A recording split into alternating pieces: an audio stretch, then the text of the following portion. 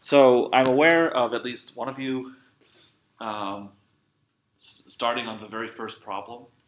Actually, how many of you have? Or, just you? Okay. Okay. All right. What? Yeah. Okay. So, don't get any questions about it, or?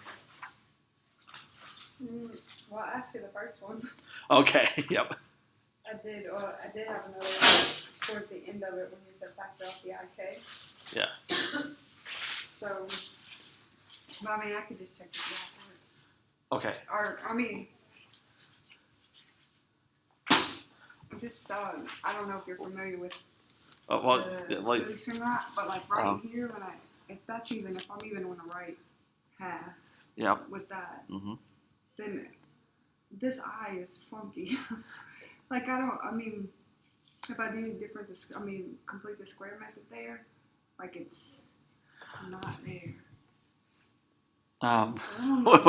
Wait, okay. So first of all, I went from here to here. Yeah. But. Is that not right? Okay, wait, from there to there is, that part's right. This part is where I kind of got stuck. Yeah, I knew if I went further, but then it's the whole, the I in the middle messing me up. I'm not really sure okay. What to do. Yeah, because actually, maybe today's class will help, because I'm going to do something like that actually involves completing a square. But at least this up to here is good, is what? Yeah. Okay. But it also involves I. Yeah, I tried a couple of different things algebraically, either it's just, I don't know. Okay. Let's see. All right. So, but yeah, it's well, it's not having class, and also when we get to chapter 2, because I'm going to finish chapter 1 Monday, and I only had 2 classes set up for chapter 2, and I think it'll take longer than that. So things are going to get pushed back a little bit anyway. So it means that the rest of you not starting is not a problem. Okay. Well, besides, all three of you are doing researchy things, which is what I prefer anyway. So there you go. Yeah, well, it'll probably take me longer than everybody to do everything. So. Oh, okay. So you have a designated homework guinea pig. So, okay.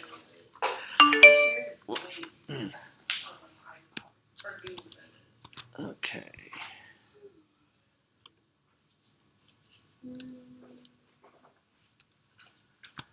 All right. So last time, so a week ago, I was covering Laplace's equation and Poisson's equation. So I'm going to finish that up.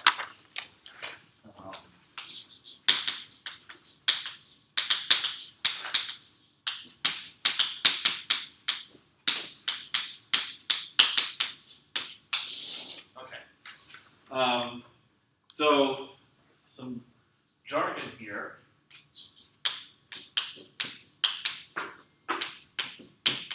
A harmonic function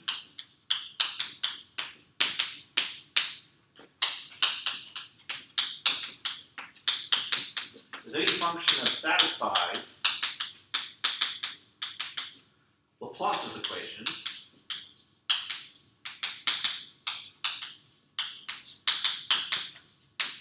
Laplacian of u is 0. Okay. So for this part, I'm just going to give a couple useful properties of harmonic functions, and then we'll move on to the next PDE. Okay.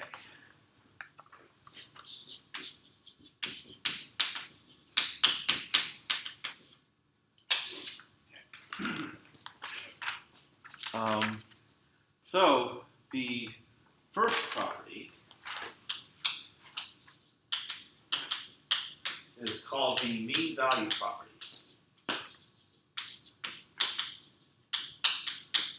Okay, so I'll write down the equation, which will be complete gobbledygook, and then I'll translate it.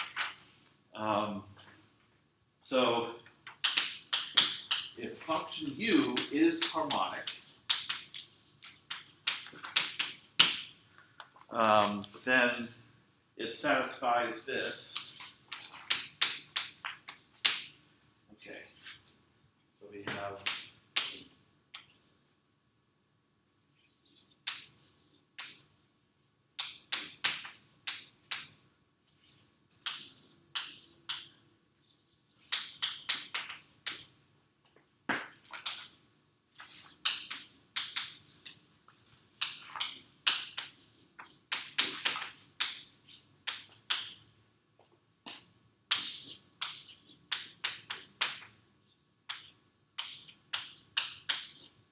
okay. Is that alpha beta? Oh, that? That's not an alpha. Yeah. What if, yes, it is that symbol. Yeah, that's my alpha. Versus. Versus. Yeah. Okay. All right. Jim's hieroglyphics. Is that a capital B or a beta? Capital B, and this too. What language are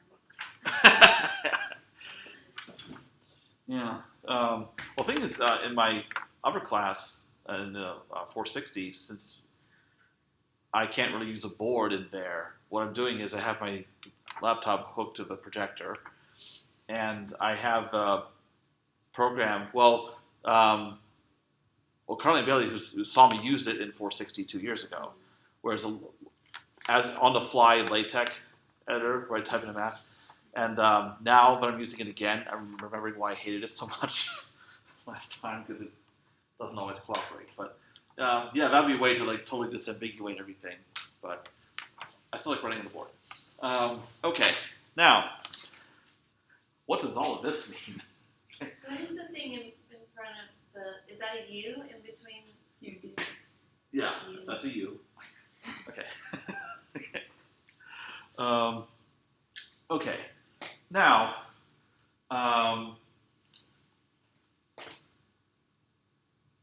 so B of XR, which is featured in here a few times, is a set of all X such that the distance between X and R, oh, whoops, totally wrong. I need to use a different letter here. Well, I'm only using Y, but it's better. Okay. Okay. So B refers to ball. So for all of you real analysis haters out there, or I guess now functional analysis too. So B vector is a ball that's centered at X that has radius R. So all points that are of a distance less than R from X. So if I were to draw a picture, here's X, here's R, and like the shaded part is the ball. So filled in disk, if you like, or so an interval in 1D, a disk in 2D, a sphere in 3D. Okay. Other symbols to explain. The partial symbol here, whenever I have that in front of a domain of any kind, like this ball, it refers to the boundary.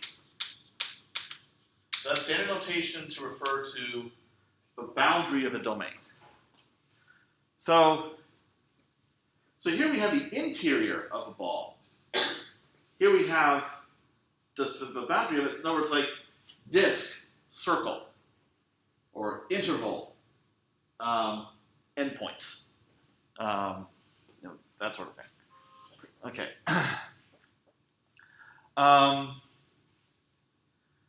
So what I have here are integrals over the interior of a ball, in this case, over boundary of a ball, in this case. Now, the absolute value, wherever I have that here, if you're taking the absolute value of a domain of any kind, it's the size of that domain. So length for an interval, area for area in 2D, volume in 3D.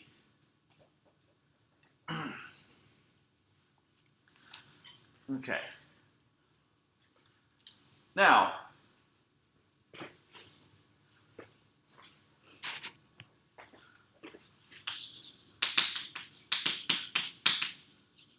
recall from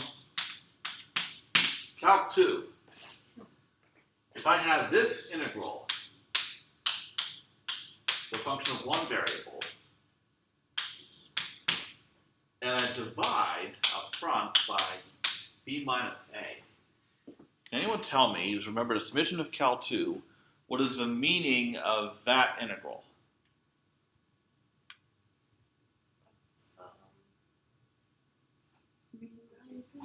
What? We just did it. Yeah, so it's the... Just put triangular. Am I going too far? Yeah, so before that. That's just the size of the whole thing. So it's the area under. Well, the integral itself is the area.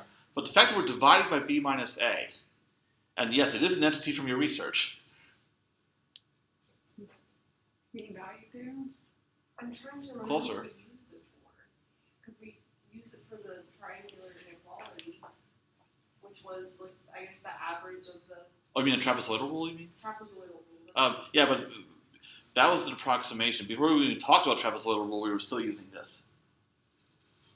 But it has to do. It is the average value.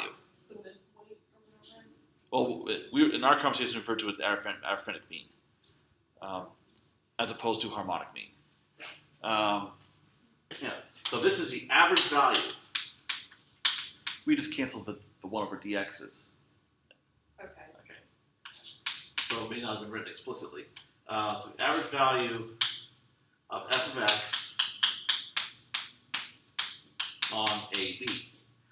And it's the same idea here, this one-dimensional integral versus these integrals in whatever dimension you're in, because that is the size of the interval AB. So these also are average values. So the first integral is the average value of u over the boundary of a ball, and this is the average value of u over the interior of a ball. So if I were to express the mean value property of harmonic functions in words, so u of x is equal to the average of u on any ball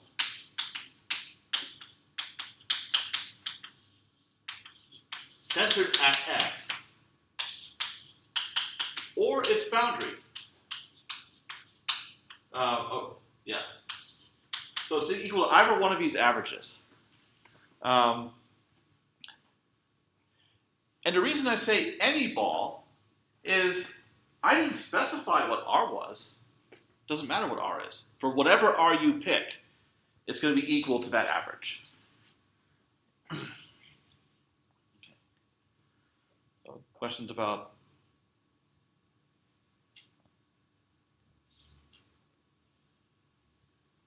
Okay.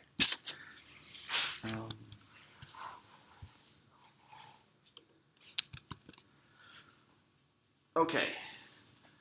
So that's one property of harmonic functions. And then the second property, which actually is a consequence of this one, called the maximum principle.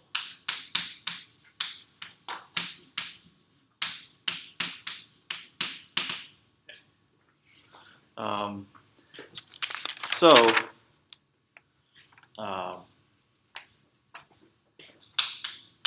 if U is harmonic on omega, then the maximum of U on omega is equal to maximum U on the boundary of omega. So actually I should say less than or equal to. So we see the whole domain, omega plus its boundary. The maximum value of U must occur on the boundary. Okay.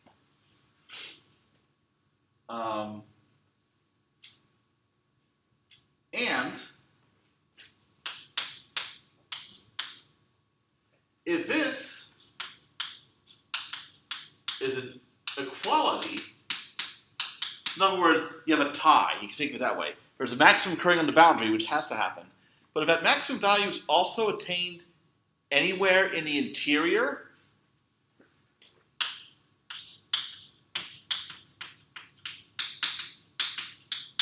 the only way we can have it is if U is a constant function. Okay.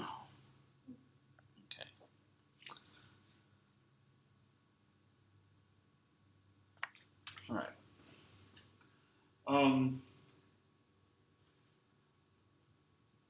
Now, I'm going to give you why this is true using the mean value property. So,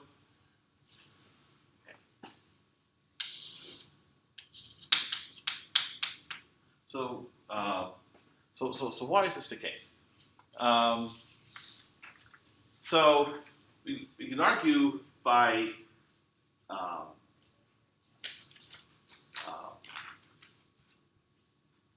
so we can argue by contradiction. Suppose that the maximum of U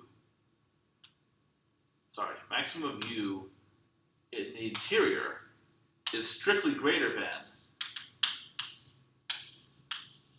the maximum of U on the boundary. So, okay. I think I had all this in my head, and now it's like, well, so, but that's what happens, and some of you may have experienced this already. What's awful about teaching, the moment you're up there in front of your class, you're functioning of half your IQ. Oh, yeah. And, okay. But it has to do with the fact that using the mean value property, that because since U is equal to its average on any like ball or circle surrounding X, so you have its maximum assumed at some point, but when you take the average over some domain, that's going to consist of values of U that can be less than the average or greater than the average. So if U is behaving like this, for instance, it has the maximum right here at some point x naught, but I'm looking at any interval surrounding this point and saying it's equal to the average. But notice here, all the values of U are less than that. So the average of these values has to be less than the value here to maximum, which is a contradiction of a mean value property.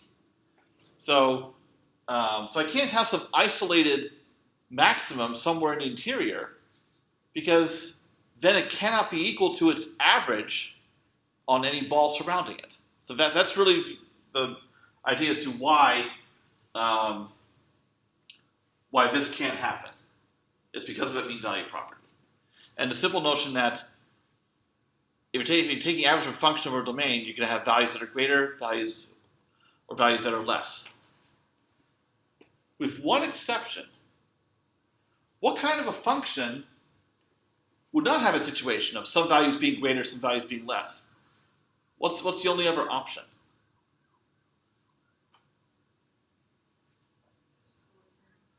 What? No, go ahead. Oh, yeah, constant. Yeah, if it's not changing at all, then you just, no matter what subdomain you pick, the average is going to be the same. So that's why it's allowed for this possibility.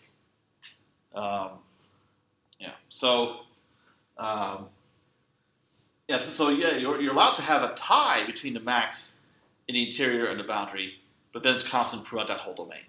Again, to avoid violating the mean value property.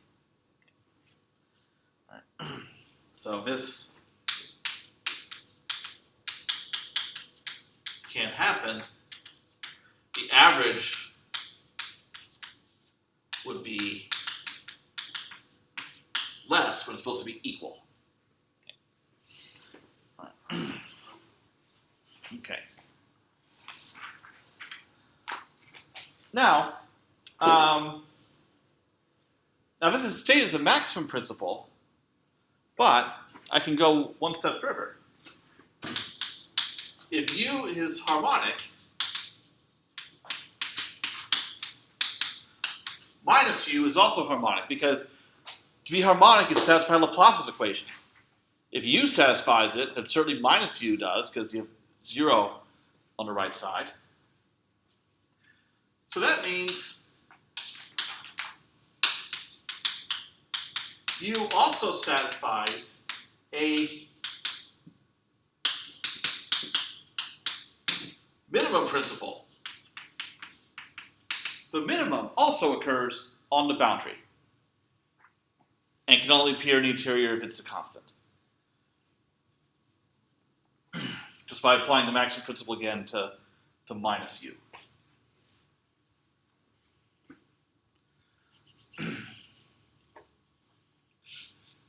Okay.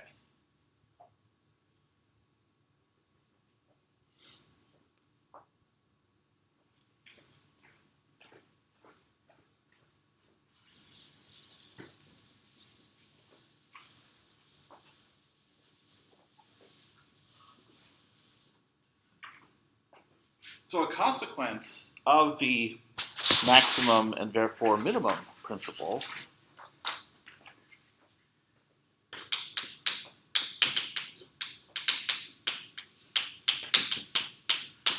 the solution of what is called the Dirichlet problem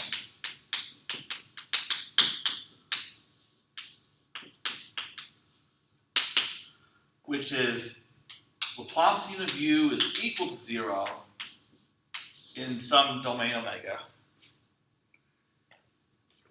and has a boundary condition U is equal to some given function G on the boundary of omega.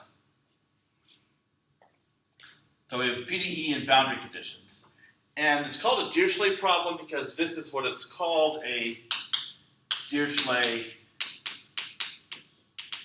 boundary condition. Dirichlet boundary condition is a boundary condition where the value of the solution is specified, as opposed to something else like a derivative of a solution.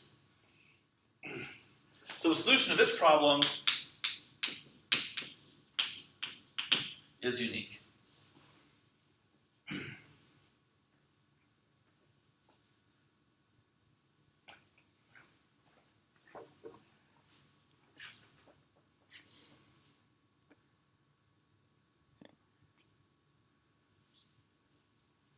And that can be proven very quickly using the maximum principle. So suppose U1 and U2 are solutions to this problem. So then U1 minus U2, so our difference, which I'll call V,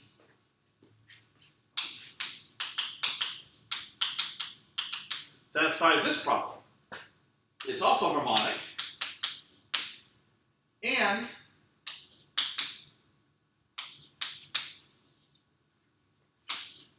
zero on the boundary. Because both of these are equal to G on the boundary. So our difference is 0 on the boundary. So, because it's equal to 0 on the boundary, what do we know about V in the interior? Based on the properties that we have.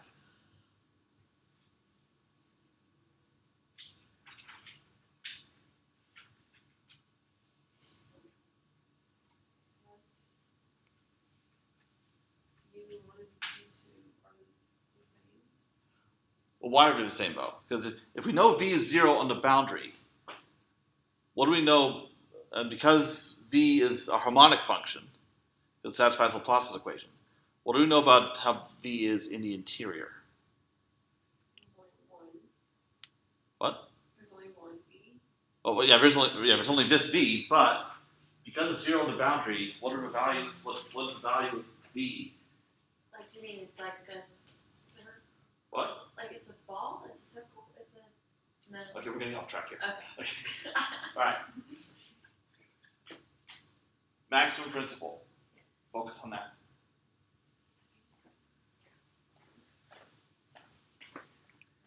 So, Oh, it's a constant. Is V a constant? No. well, yes, it is actually, but we can say more than that. Okay. It's the max of U is the max of U2. All right, forget about U1 and U2. Okay. V, there's only V. V is 0 on the boundary, and V is harmonic. So V is playing a role of U in here.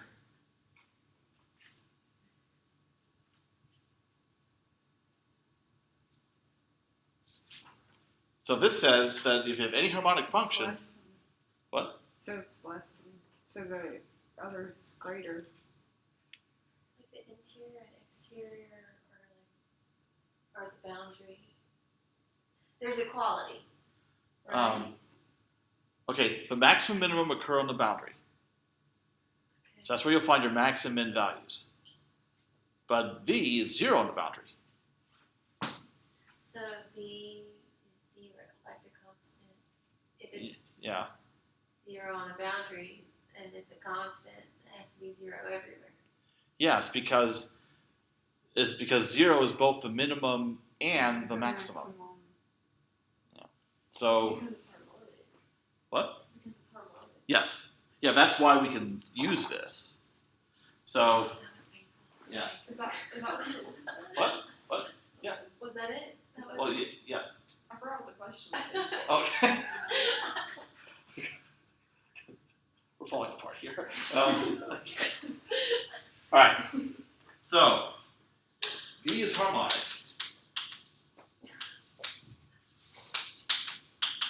Therefore, maximum and minimum of V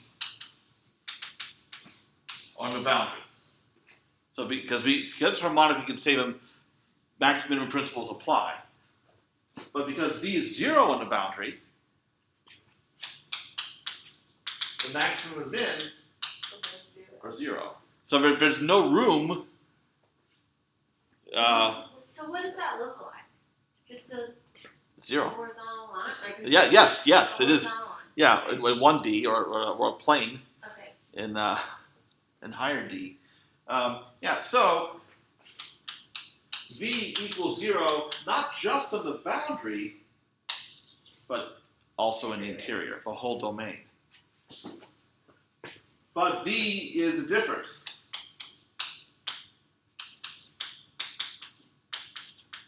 So we can say U1 equals U2. Yeah, and therefore the solution is unique. That was the original question. All right, but and this is a framework for how any uniqueness proof unfolds. That you assume there are two solutions, and you show, based on what you know about them, that their difference must be 0. Or you can argue, suppose they're distinct and get a contradiction. So here, we assume 2 solutions, we look at their difference. So then you focus entirely on the difference and show that it has to be 0. And in this case, we happen to have this property about max-min principle that led us to concluding that V must be 0, not only in the boundary, but throughout the whole domain. And we needed both the max and the min principle to do this, because just saying, oh, the maximum must be 0 would still allow negative values. But saying if the minimum is 0 also, you're squeezed. So U has no choice but to be 0. Does that make sense? Hopefully. All right. Okay.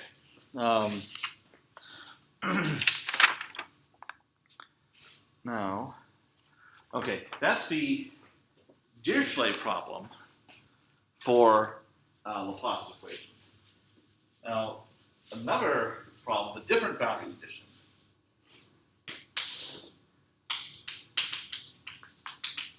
The Neumann problem is Laplacian of U is 0 in the interior, and the normal derivative of U is equal to some function, it's a given function h, on the boundary of omega. Now what that means, the normal derivative, is, like if this is some point on the boundary, we have a well-defined outward unit normal vector, n, that in this case is going to vary as you go along the boundary. Now, the normal derivative is equal to the gradient of U dot product with the normal vector. So in other words, it's a rate of change of U in this direction or this direction. Wherever you are on the boundary, it's a rate of change of U in that normal direction. And by convention, always pointing outward. Because we could point inward, but this is the orientation that we're using. Okay.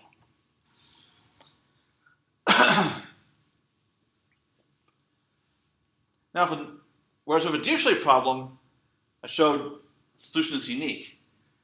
But with a Neumann problem, there's actually a question of whether a solution exists. It turns out it does not always exist.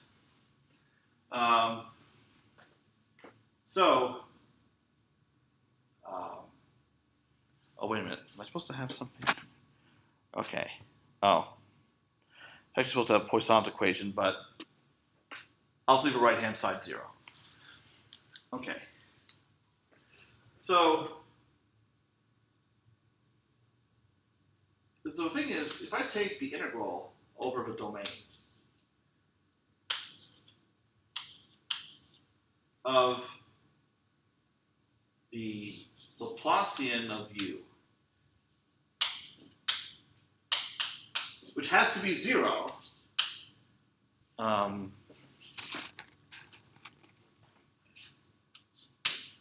because of this. So certainly its integral over the whole domain is 0.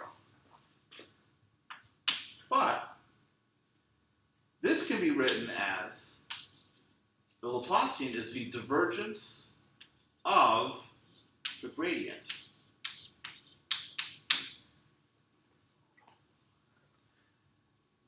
Now what I can do is apply from Cal 4, the multivariable calculus, the divergence theorem,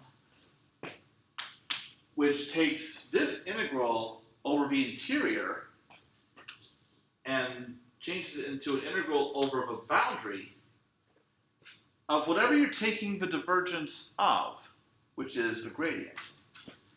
So we have a gradient dot product of normal vectors. So this is divergence theorem.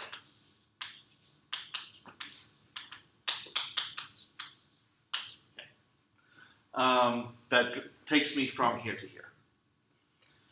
It's still dx. Oh, actually not anymore. S is a typical element of length for integrating along a boundary, as opposed to the x in the interior. So this is, like, for example, suppose we're solving this problem in 3D. So this is an integral over a 3D solid, whereas this is the integral over the shell.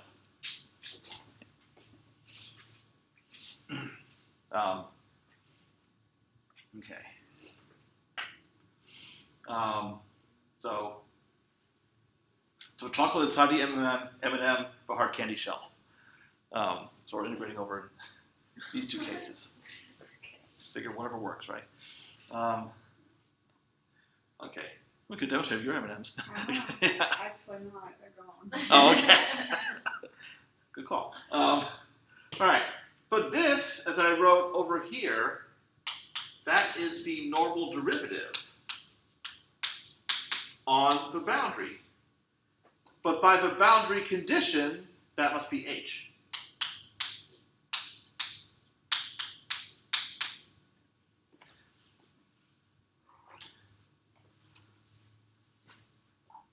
So this is what is called so this has to be 0. Wait, where did H come from? I think. Boundary condition. Oh, that's not lambda. Yeah. Oh, sorry. I was like, The stuff is confusing enough, even when you do read my alphabet correctly. No. All right. So this is what is called a compatibility condition.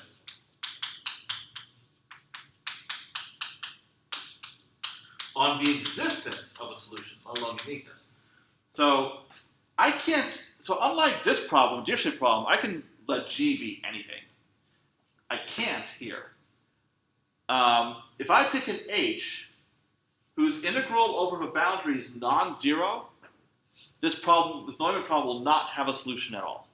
So this is a necessary condition for the existence of a solution.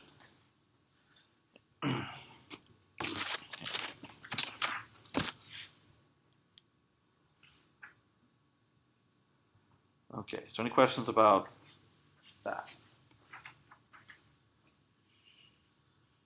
Okay. Now, let's see. Unfortunately, there are only 15 minutes left. And this is actually the end of my section on Laplace and Poisson's equation. Now I have the heat equation. And I definitely won't be able to finish that. So let's see what I can do.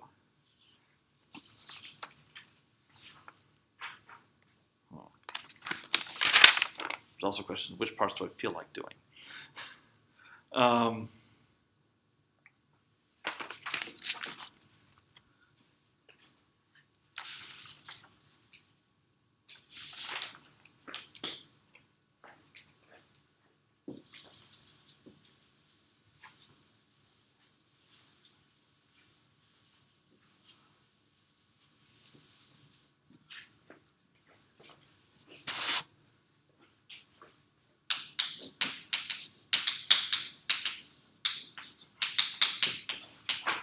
This is 1.7 to know. We've been at 1.6 since last Wednesday until now. Okay. So what you do is a quick derivation of the heat equation. So here you get an idea of how PDEs like this are actually derived from physical laws and various calculus manipulations. Okay. Now, we start with it's called a mass balance. So really, it's a physical law that's described in terms of derivatives and integrals. So what we have here is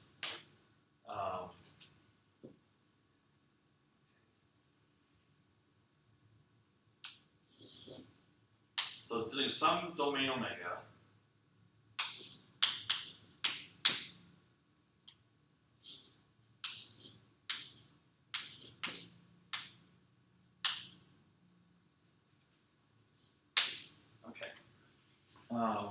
So I'll define what all these symbols mean. U is U of xt. So that's our solution, is temperature. Rho refers to density of whatever body you're taking the temperature of. C is a specific heat.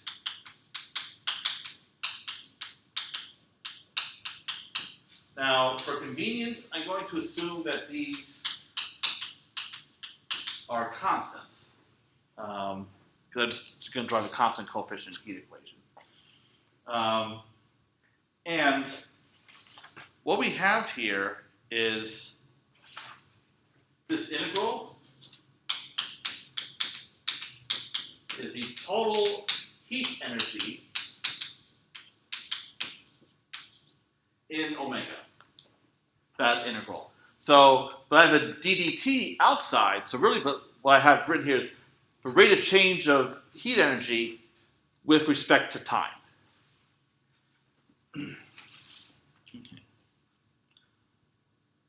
So, by conservation of mass and energy, this has to be equal to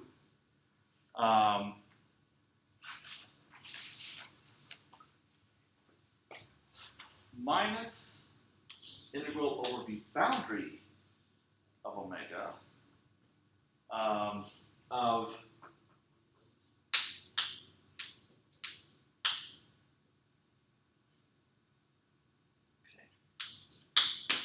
now F is the flux of heat energy,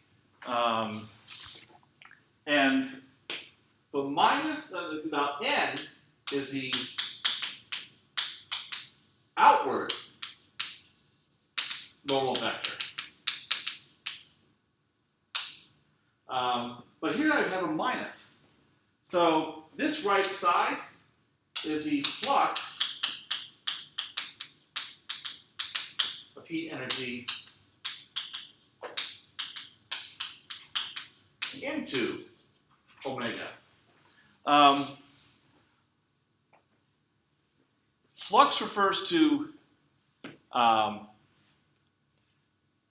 also time rate of change of heat energy per unit area, but I'm integrating over the whole boundary. So what we have here is time rate of change of heat energy entering the domain.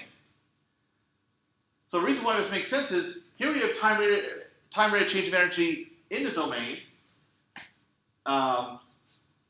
and it's proportional to, or it's equal to flux of heat energy coming in, which is going to change that heat energy inside.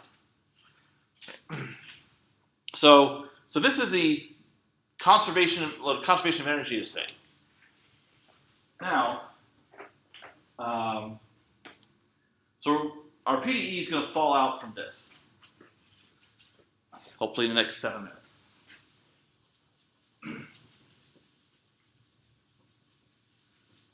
But the thing is, we need to do something with that F, that flux.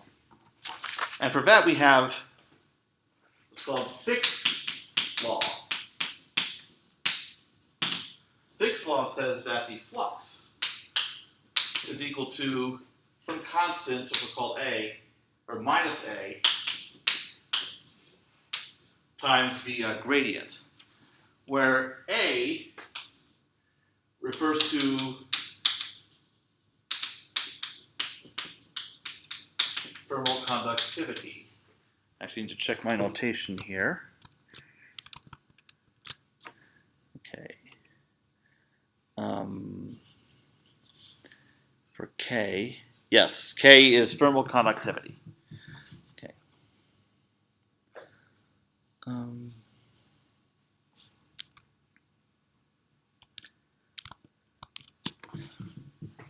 So now I can fill that in there. So I'm going to focus just on the integral on the right-hand side. So minus integral flux on the boundary. Wait, what is this from? This is from the outward normal. No, this is from the flux inward. of the energy into. Yeah. This is a You're flux. rewriting. I rewrite it. Yeah, this is exactly that. Oh yes. Okay, never mind. Sorry. Okay. Okay. But now our suffering's almost over. So now I'm going to substitute this in. So minuses will go away. And now I'm going to have gradient of u dot n. Okay. But now, What happened to thermal conductivity? oh, yeah, that's still supposed to be there. Is it negative? Oh, minus and a minus. There's a minus out here, and then a minus from Okay. substituting. Yeah. Sounds good. Okay. I'm going to assume also that a is a constant, so I can pull out the integral. But now I can apply the divergence theorem the other way. That if I have an integral of a normal component over the boundary, that's the same as the integral of the divergence of this over the interior. So this is, again, the divergence theorem. Is that the for dot product? I guess it has to be multiplication. That is a dot product. That one's a dot product. Yeah. This is for divergence, which it is a freaky kind of dot product, but yeah.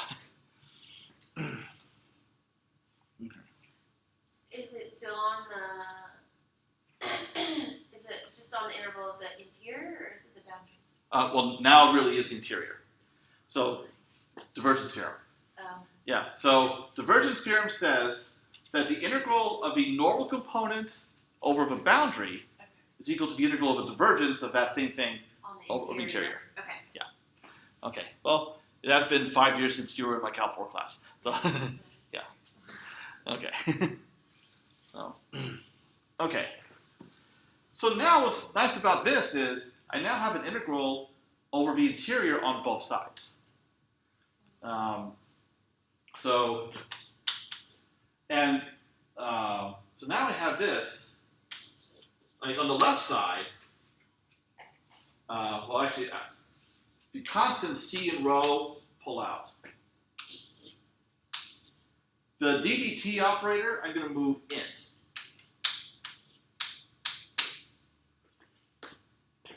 And that is equal to a times integral over, and this is now the Laplacian of u.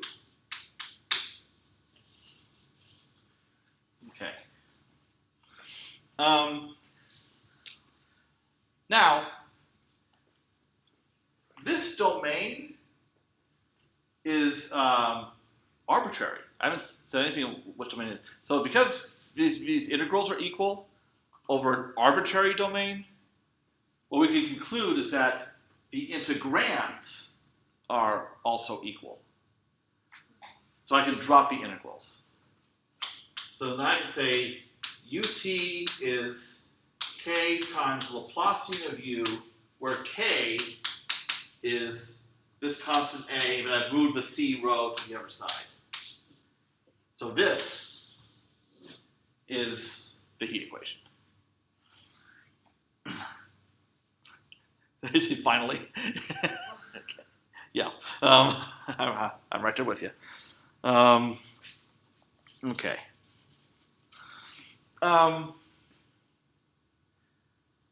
Any questions about what happened here? Okay, so this is a very typical way of just defining or deriving lots of PDEs. You start with some physical law that's often described in words, but you can describe those words in terms of usually integral over something. Because if you're describing some quantity over some domain that you're describing as an integral. And then sometimes there's additional physical laws that come into play to describe something like a flux in this case. And then you want to try to get everything as integrals over the same domain. So everything over the interior, typically using like the divergence theorem. And then you have this integral or integral both sides, over an arbitrary domain. So the integrands are equal, you drop the integrals. And bam, PDE. So, nothing to it. Yeah. Actually, whenever I teach Cal 4, I do carry this out. Because I've just covered the divergence theorem. So, but if I then take in a semester and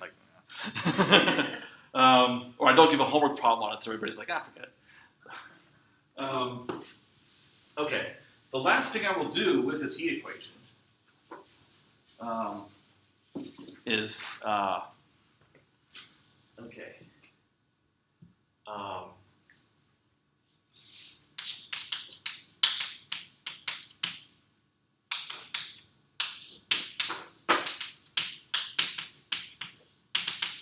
So a lot of times you have these coefficients like this, k here, but you might want to make some change of variable to have a PDE that's still a certain form, only simpler. So I'll just give you an example of that, and then I think we'll be out of time. All right.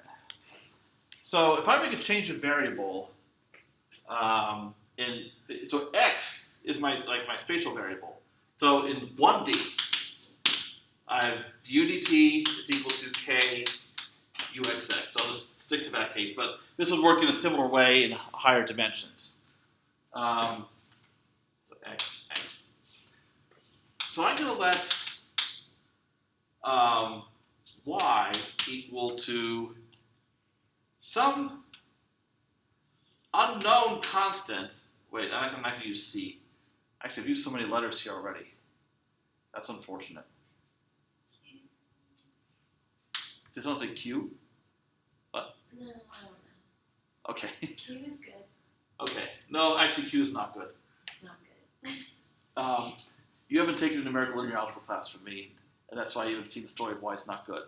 But these two have. Because that can be confused with an A. Unless you use a really long tail. And it's too late in the day for that. Okay. I'll use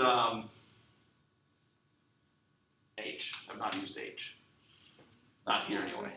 What? We did use H, but that's okay. There are only so many letters. I know. Deal with it. Okay. All right. So then, if I want to carry out differentiation with respect to y, or actually with respect to x, that would be the same as derivative with respect to y times derivative of y with respect to x. But what's dy dx?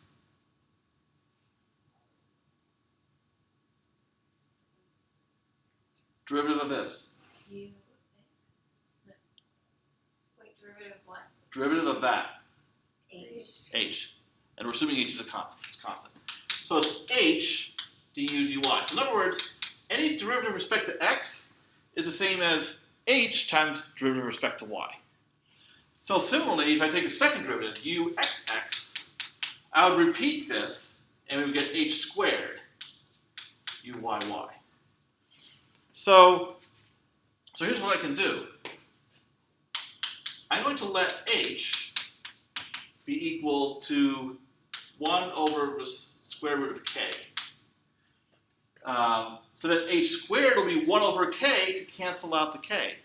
So I can say ut is equal to uyy. Just by canceling the coefficient. So now I have a slightly simpler heat equation. Because the next thing I would be doing, except we're out of time, is to actually go ahead and solve that.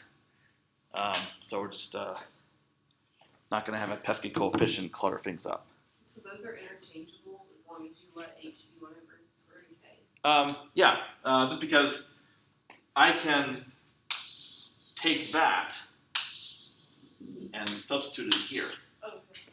And so really I want kh squared.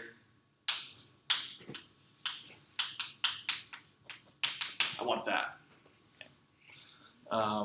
Okay, so what I will do on Monday is show how this heat equation, like on an infinite domain, is actually solved, and at least in the one-dimensional case. And so Jessica, like the whole thing about completing a square and all that is going to come up there.